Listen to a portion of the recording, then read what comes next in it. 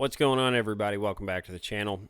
So I'm bringing you along as I do another project around the home. I think this is just what it's like when you own a home, or at least this is the norm for us, which is that I'm usually always into something or have some type of project or maintenance item or whatever is going on around the house. I think that's pretty common for most people, but we're always trying to kind of make things better or fix things that needed to be repaired or is happens to be on the want list, I guess, or it's needed, and we try to kind of fuse both together, which is what needs to be done and what can be done, and all of that.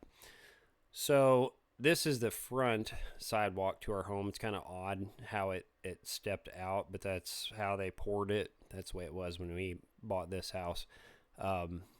And my wife and I had got to talking about possibly redoing this front area as a covered patio space, and we had talked about an outdoor covered space at one point, and we decided that this would be the best area.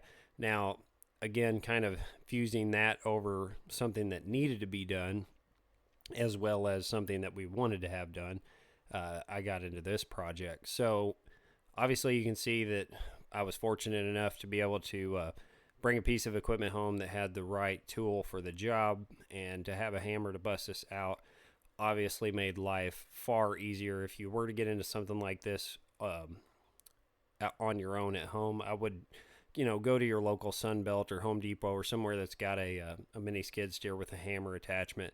It's going to make life a lot better. Like I said, fortunate I was able to have access to one. So they had poured this sidewalk over an existing sidewalk, and I don't really know why they decided to do it that way. This is the second sidewalk that you're seeing me on now. It really didn't cause any issues as far as out where the sidewalk was, but the main problem was really where they poured over it on the front step and entryway area, which you'll see in a moment once I get to busting that out. So this was the front porch area or stoop, and the issue was is that they capped over the existing step. I don't know why. Maybe it was dropping or falling away from the house, but they poured over it, and when they did so, they poured it up against the home and did not put any kind of flashing material between it. I did a short video discussing this topic by itself. Now here you can obviously see the damage that it was doing to the home. You don't want to put any material like that. The same goes for treated lumber if it's going to be in the weather. Something that's like treated lumber or concrete that has the ability to push water out of it or away from it, it's going to push that moisture into your home. It's okay as long as you have a vapor barrier or a membrane or a flashing that will stop that process, but if you do not, it will rot out the home. I'll get back to a little bit more of that in a moment.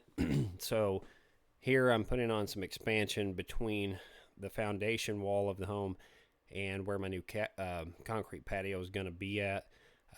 I did this because I didn't want it to bite into the home too much and pull on that masonry.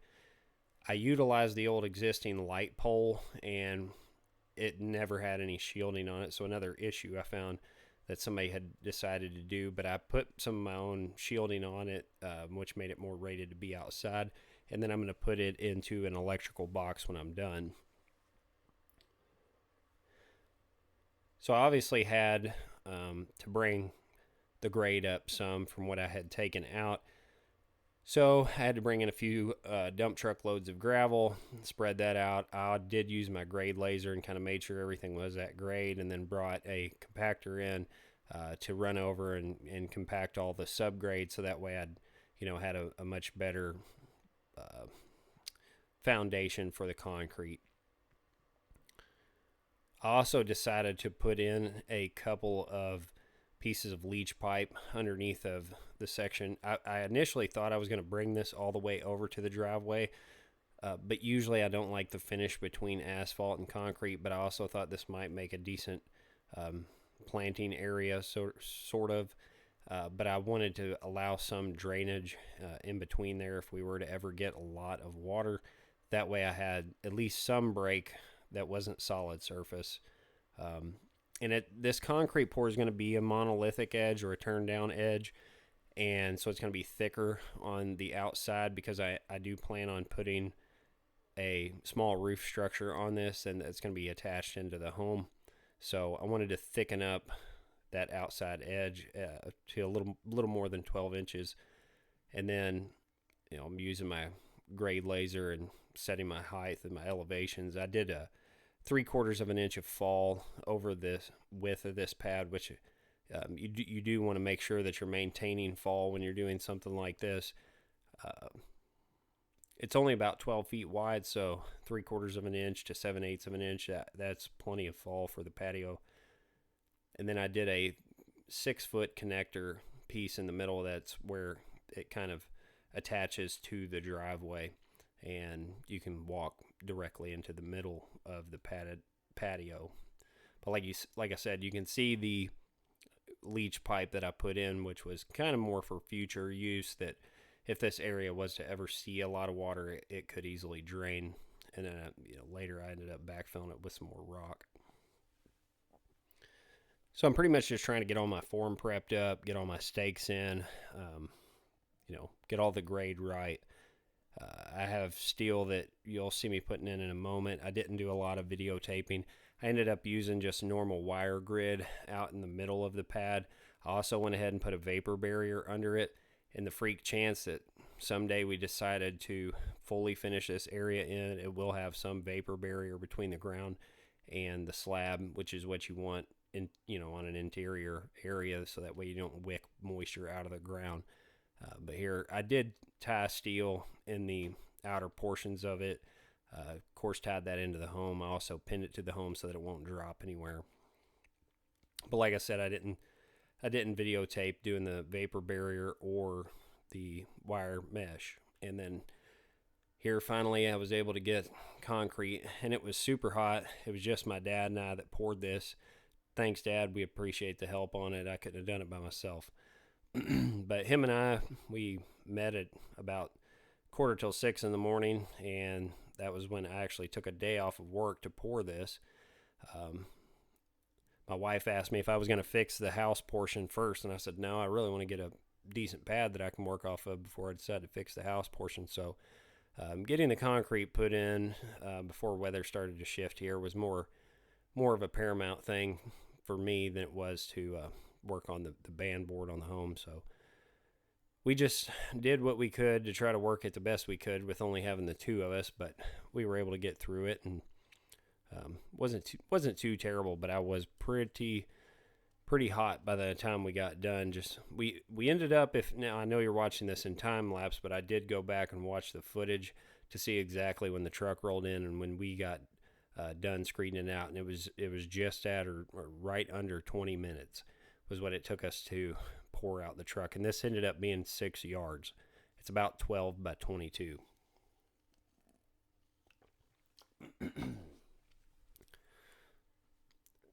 So we ended up getting it poured out, and then obviously I spent some time brooming it and edging it and all that, and getting it right, which you'll see more pictures of it finished as this series goes on, where I finish covering the front porch on our house. But I don't really have any crazy major tips or tricks here. It's just concrete's concrete. I'm no expert at it. I'm not claiming to be. I am around it quite a bit at work, but it's definitely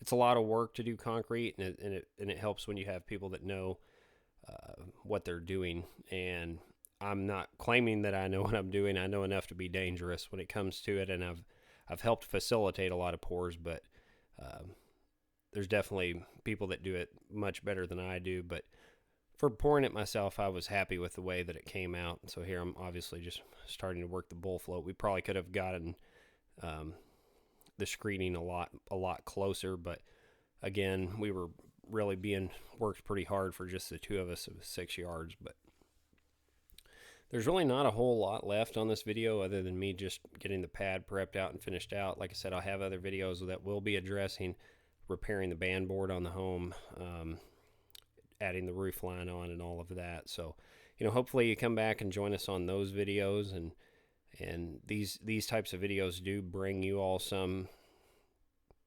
information, but also just maybe help inspire some people that you can take some of these things on yourself. There's a lot of information out there in the world today with things like YouTube. So, hopefully you get something out of my videos. If you have any questions on anything specific, please let me know.